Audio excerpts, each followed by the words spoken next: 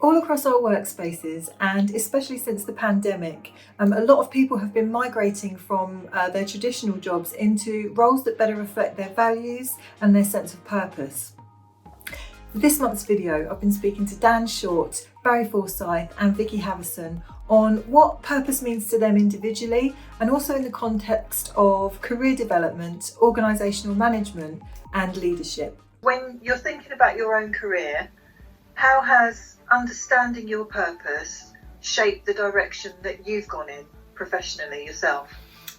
I think it took a while for me to find it, really. I joined Recruitment. I sort of came into the sector relatively fresh out of university. I'd had a couple of small jobs, sort of 22 years old, and was taught the mechanics of recruitment. And that was very much recruitment by numbers. And I could do that, but it took me a while. Once I became confident in who I am, what I can do, what value I bring, and also really got to know the sector, because I've always recruited into the housing sector, you started to see the difference you were making to people. So when you could see that somebody really wanted that job and you'd help them get that, then you start to realise actually this isn't just a job, you are making a difference, as twee as it sounds.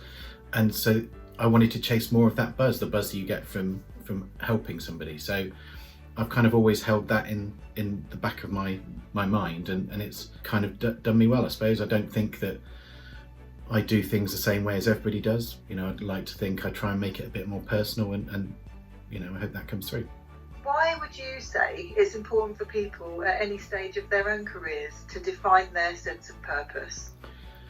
I think purpose gives you drive, it gives you direction, it gives you motivation. So if you understand really what it is you're trying to do, and I don't mean a KPI or whatever, I mean genuinely why you do, what gets you out of bed, then it means more, you put more in. You know, I've always been big into sort of, you know, you get out what you put in, and I don't find myself struggling for motivation. I've been doing this job for nearly 20 years. I don't find myself struggling for motivation because each new job is a new opportunity for somebody else. And as I say, it took me a little while to kind of discover that and step out of the drive for meaningless KPIs to go in, today could be a new job for somebody else, and remembering what it was like for me when say I joined Greenacre, or when I got my sort of job previously, how much that meant to you and the excitement on that. So I think if you understand that, then I think it makes everything else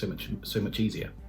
How has understanding your own purpose shaped the direction of Greenacre and the people within it? When we set the business up, it was about, right, how do we start to build a sustainable business? How do we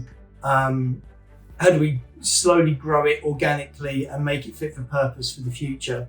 So that was very much about the building blocks of starting a business, rather than really my own sense of purpose within it. That came later.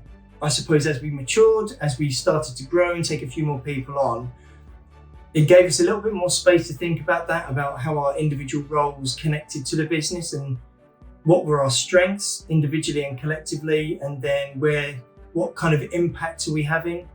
And it was really at that point, and I'm going back probably 4 or 5 years, where I found myself naturally gravitating to the emerging leaders, the future leaders of the sector, probably because I felt I could connect to their story, because it was very similar to mine. So I spent a long time talking to them and understanding their challenges, you know, what made them tick, how were they building their network.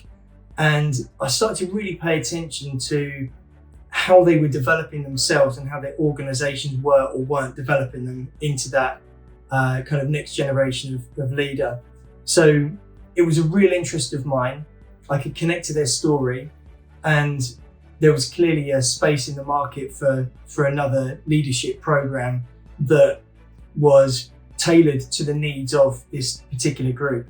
So if I'm honest, it was that really started to define my sense of purpose. And it was the first time that I felt, actually, I've got an opportunity here to take the great reputation that we've got with the recruitment business, and we're helping people to find that job that's going to help them propel their career. But now we've got an opportunity to help them to actually develop their leadership skills for the future. And then when you've got those two things working, how do you then connect the dots? How do you make that work together? So really the last few years has been about me honing in on that idea and starting to shape that for the future. How does Greenacre's purpose and values affect the team dynamics, and how has that cemented the company's trusted place within the sector, would you say?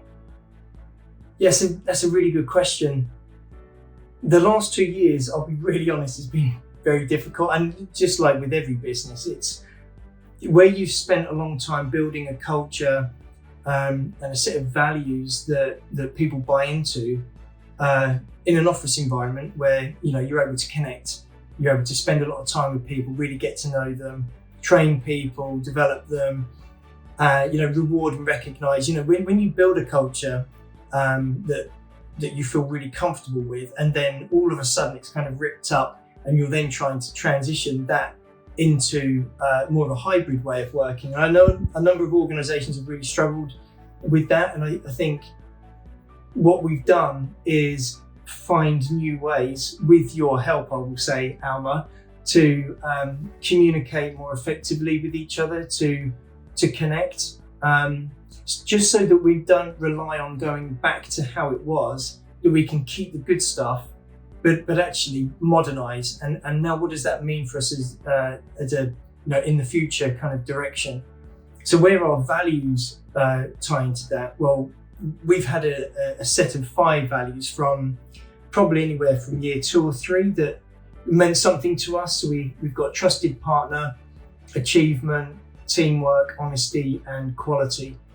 And if I'm honest, defining those 5 words is relatively easy, but how much do they actually mean to people? So the next step from there was, okay, well, what do these 5 values actually mean? And what are the behaviours that underpin those values? So that if we can define that, then actually we're going to get much closer to understanding, well, what do we expect from each other? How do we behave? How do we interact with our customers, with candidates, with each other? How do we develop each other? And also, how do we support and connect with each other, especially in a hybrid world? And I think values now, given this way of working, have become that much more important, and equally understanding the behaviours that underpin those values. I just wanted to ask you, from a leadership perspective, why you feel leading with purpose is so important.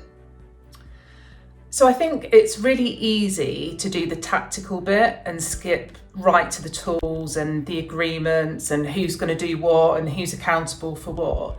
And I think that sometimes what we don't do is stop and actually think about what are we doing and what is it in service of, because it becomes really difficult if you don't do that to then prioritise what you're doing. So when you have a purpose, it really helps you to filter your activity and also to make sure that you're making really smart decisions, because we're all really busy and we all need a shortcut, I think, to help us stay organised and to help us decide whether what we're doing is really important or not. It also gives us a benchmark for how we're doing in the moment, and I think that's really critical at an individual level, at a team level, and an organisational level as well. And people really need to know and be able to invest in that bigger picture in order to be motivated. So there's a lot of work that's been done and a lot of research that's been done behind this by people like Daniel Pink, for example. So those who really believe that they're working towards something larger and more important than themselves are very often the hardest working, the most productive, and the most engaged employees. So encouraging people to find a purpose in their work and then connect to that when it comes to their personal goals can really, really help people to win hearts and minds.